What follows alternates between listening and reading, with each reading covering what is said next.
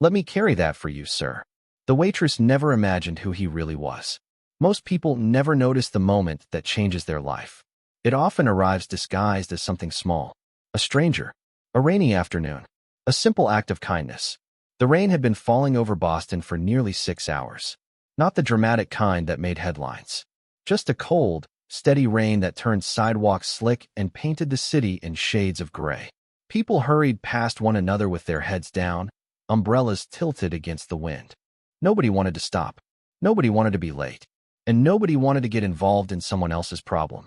Emily Carter adjusted the sleeves of her black waitress uniform as she stepped out the side entrance of Harbor Street Grill. Her 12-hour shift was finally over. Her feet ached. Her shoulders were stiff. And all she wanted was to catch the next train home before the weather got worse. Then she saw him. An elderly man stood alone near the curb. His dark coat was soaked from the rain. Beside him sat a large cardboard box that looked far too heavy for someone his age. He bent slightly, trying to lift it, then stopped.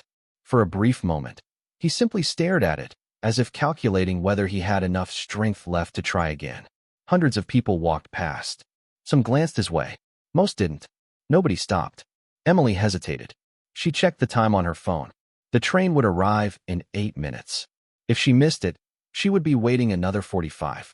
She should have kept walking. She knew that. Her rent was overdue. Her mother's medical bills sat unopened on the kitchen table. Tomorrow she would work another double shift. She had enough problems of her own. Yet something about the man's expression made her pause. Not sadness. Not frustration. It was something quieter. A kind of tired dignity. The kind that asked for nothing. Emily took a breath and walked toward him. Let me carry that for you, sir. The man looked up slowly. His blue eyes seemed surprisingly sharp beneath the brim of his rain-soaked cap.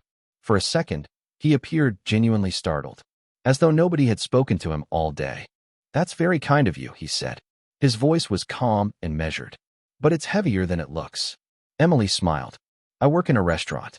Heavy things are part of the job description. Before he could protest, she bent down and lifted the box. It was heavier than she expected. Much heavier. She adjusted her grip and laughed softly. Okay, you weren't kidding. The man chuckled. A genuine laugh. Warm.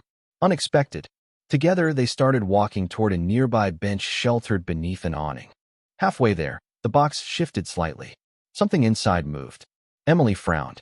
The lid had loosened just enough for a small photograph to slide free. It drifted toward the sidewalk.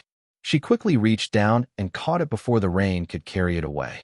At first glance, it looked like an ordinary old picture. Then her eyes widened. Standing in the center was the elderly man, only much younger. Beside him stood one of the most recognizable figures in America. Before she could take a second look, the man gently accepted the photograph from her hand. His expression changed. Not fear, not embarrassment. Something deeper. Something carefully hidden. He slipped the picture back into the box and offered a quiet smile. Thank you, he said. That photo means more than you know. Emily nodded, unaware that this brief encounter was about to change both of their lives forever. The train left without her. Emily watched its lights disappear beyond the wet platform and felt the familiar sting of bad timing. 45 more minutes. Under normal circumstances, that would have annoyed her. Tonight, strangely, it did not. The elderly man sat beside the cardboard box beneath the awning, carefully brushing raindrops from its surface. For a moment, neither of them spoke.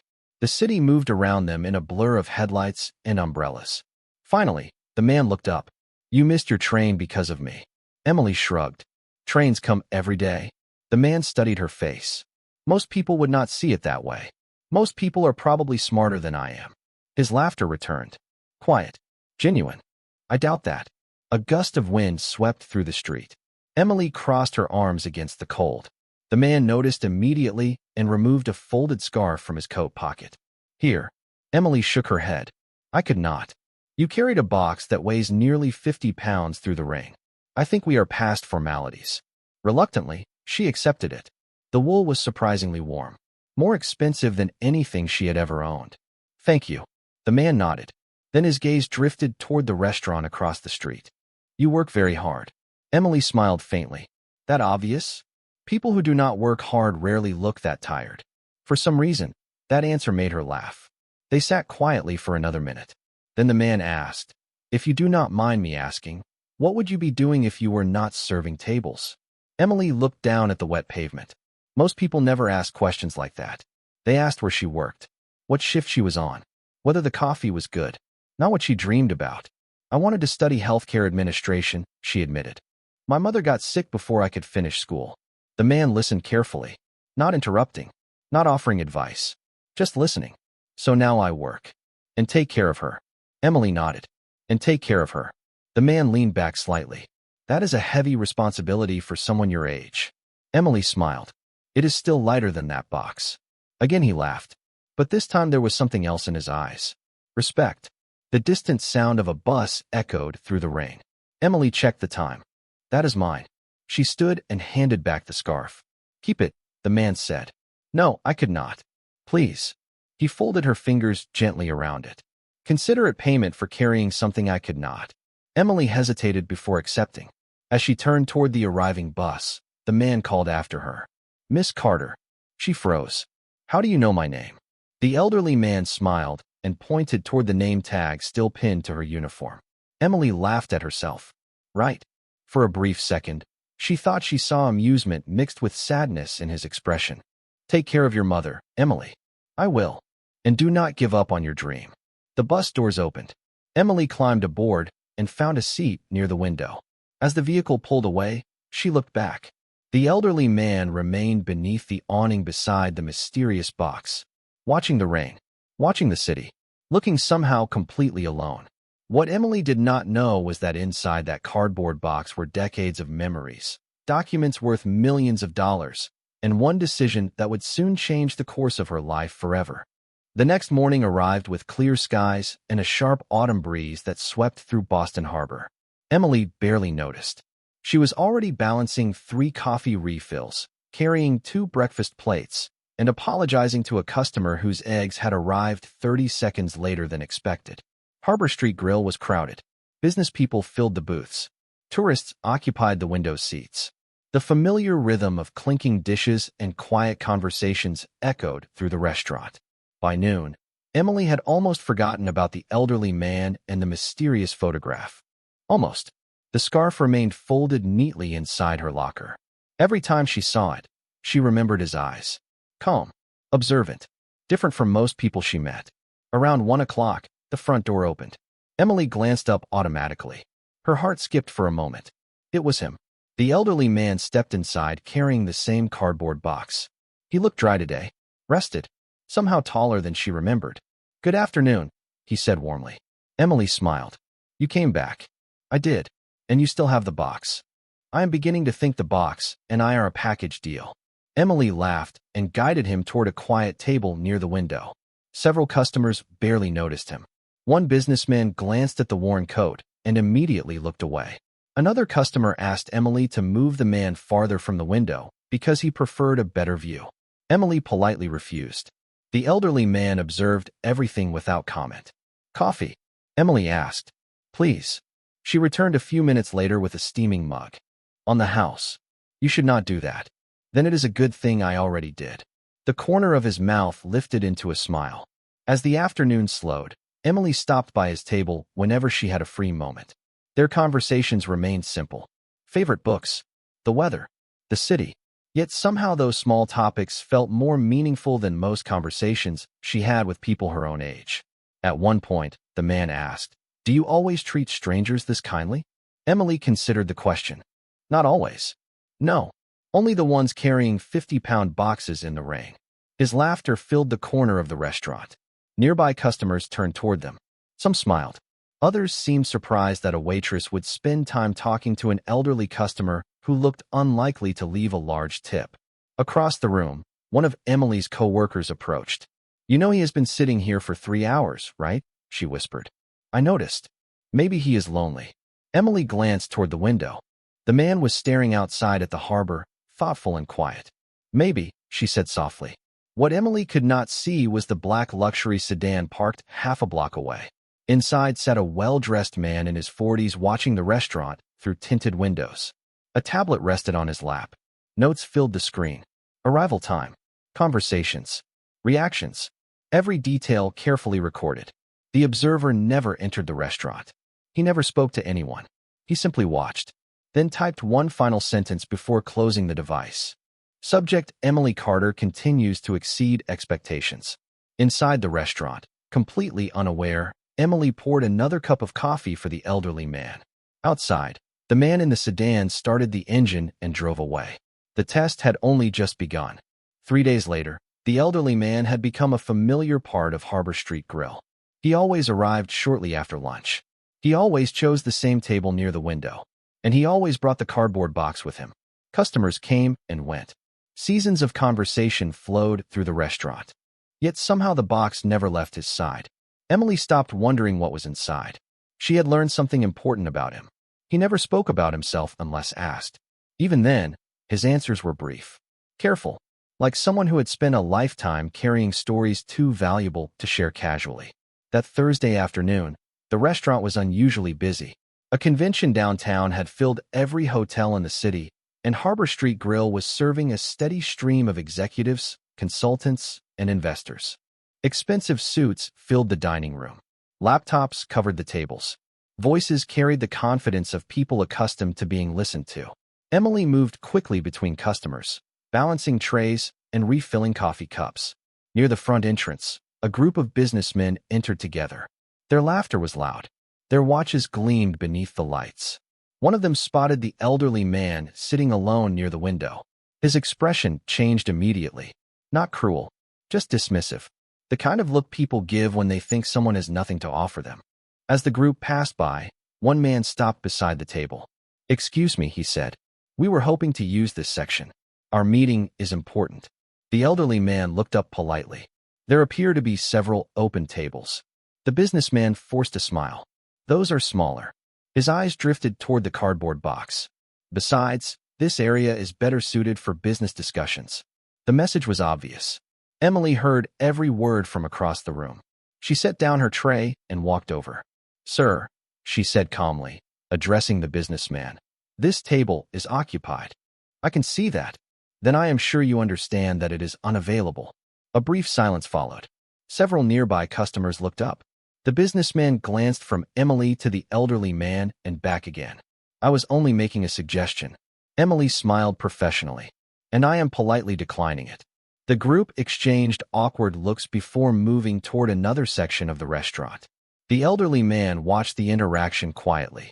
"You did not have to do that," he said once they were alone again. Emily adjusted a coffee cup on the table. "Yes, I did." "Why?" She looked genuinely surprised by the question. "Because you were here first." "That's simple." "It should be." For a long moment, the man said nothing. Outside, sunlight reflected off the harbor water. Inside, the restaurant buzzed with activity. Yet the corner near the window felt strangely still. Finally, the elderly man smiled. "You have an unusual way of seeing people, Emily." She laughed softly. "My coworkers would disagree." "Then your coworkers are mistaken." Across the street, another black sedan sat parked in nearly the same spot as before. The same observer watched through the windshield. The same tablet rested on his lap. He recorded every detail, every reaction, every choice. This time, when he finished typing, he made a phone call. "Yes," he said quietly. She did it again. A pause followed. Then he smiled. "No, sir. She still has no idea." The following week, a quiet routine settled between Emily and the elderly man. He arrived almost every afternoon. He ordered the same coffee.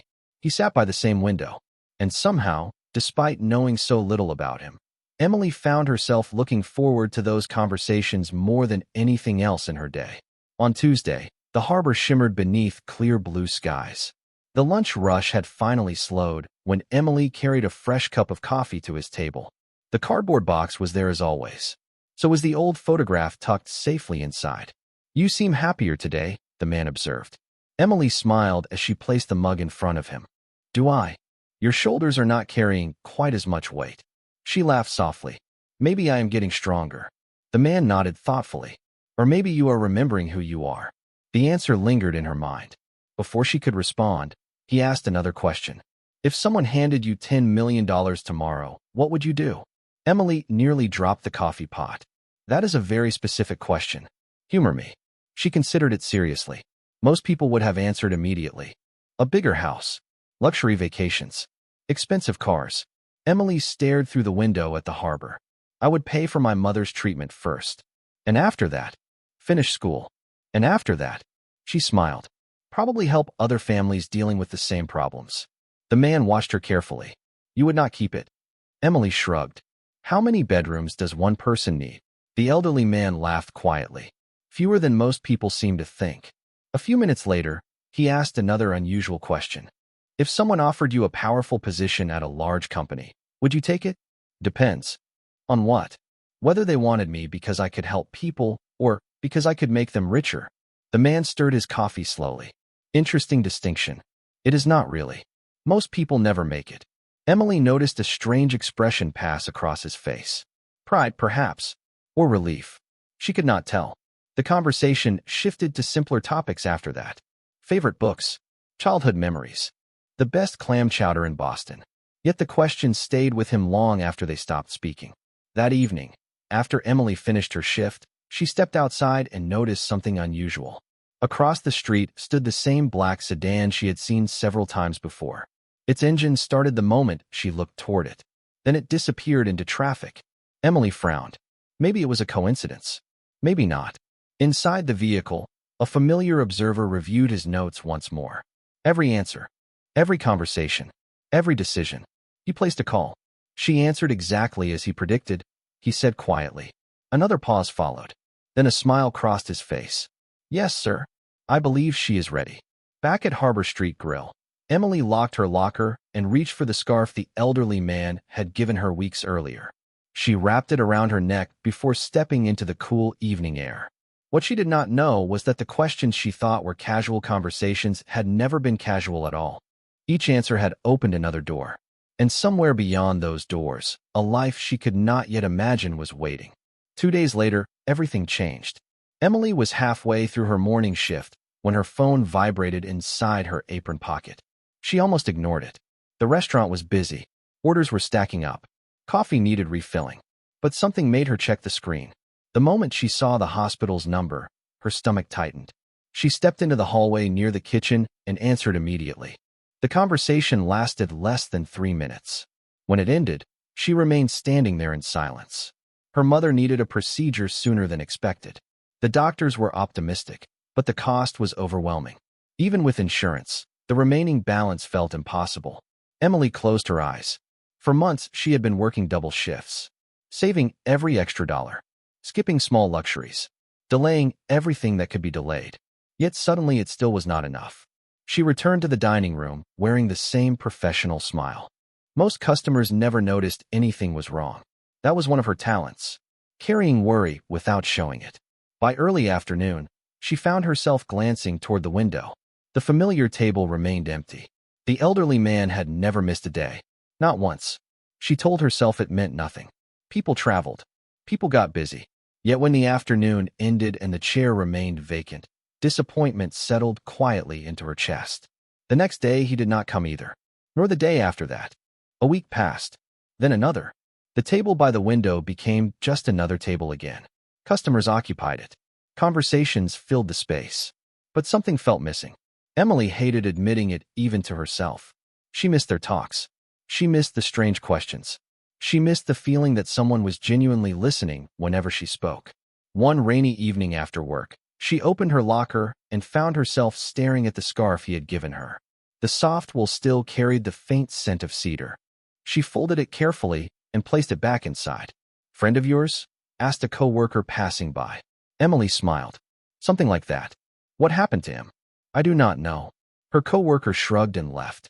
Emily remained standing there for a moment longer. Neither of them knew that hundreds of miles away, inside a quiet office overlooking the Atlantic Ocean, the elderly man sat beside a large conference table covered with reports. One folder rested alone in front of him. Across the tab, a single name appeared.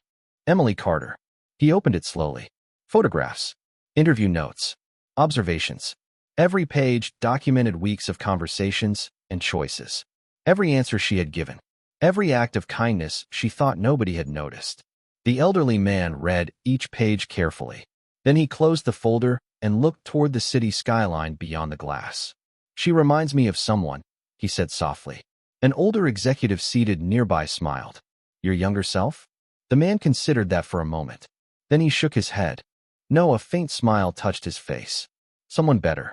Back in Boston, Emily stepped outside into the rain and pulled the scarf tighter around her neck. She believed the chapter had ended. She believed the elderly stranger had simply moved on.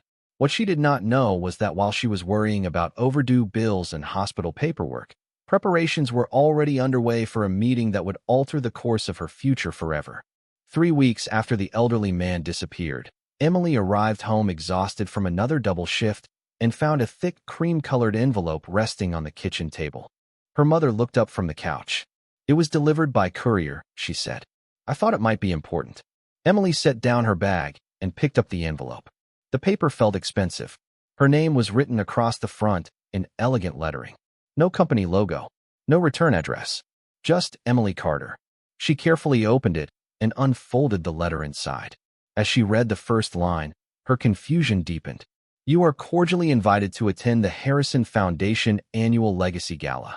Emily read the sentence twice. Then a third time. The Harrison Foundation was one of the largest charitable organizations in the country. She had seen stories about its work for years. Scholarships, hospitals, community programs. Why would they invite her? There had to be some mistake. She searched for an explanation in the remaining paragraphs, but found none. The invitation included a date, a location, and a note requesting her presence as an honored guest. Nothing more. What is it? Her mother asked.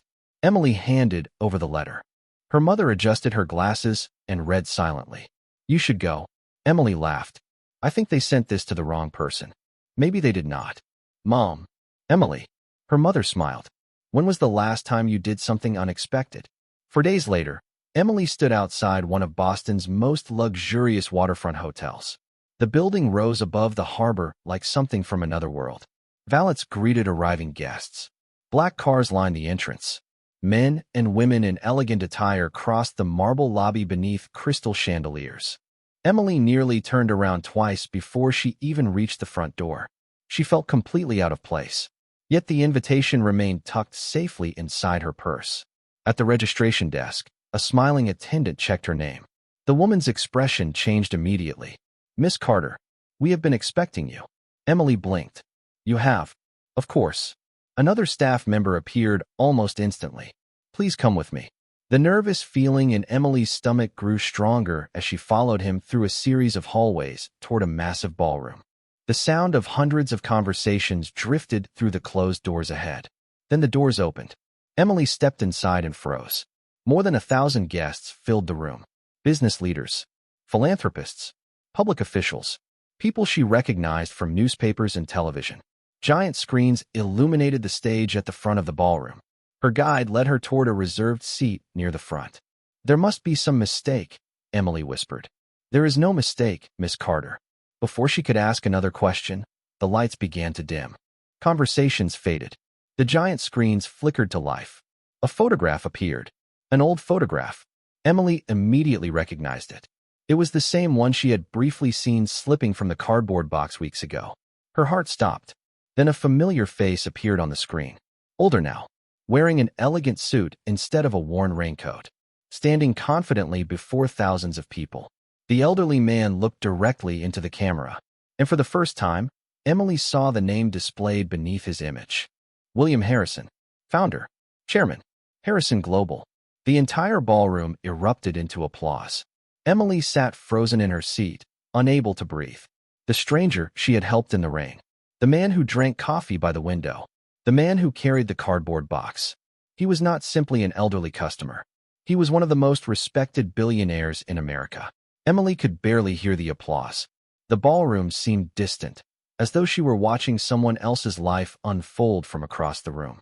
William Harrison stood at the center of the stage, accepting greetings from executives, dignitaries, and business leaders whose names appeared regularly on television. Yet all she could think about was the rainy afternoon outside Harbor Street Grill. The heavy cardboard box, the worn coat, the quiet conversations over coffee. None of it had been what it seemed. The lights softened as William stepped toward the podium. Instantly the room fell silent. Thousands of eyes turned toward him. Emily remained frozen in her seat. Good evening, he began. His familiar voice echoed through the ballroom. Calm, measured. exactly as she remembered. Tonight is not about business. It is not about wealth. And it is certainly not about me. A large screen behind him displayed photographs from the foundation's history. Hospitals, schools, community centers. Lives changed through decades of charitable work. William paused. Several months ago, I began searching for someone. The audience listened carefully. Not someone with the perfect resume. Not someone with the most impressive title. Not someone with influence. He smiled slightly. I was searching for character.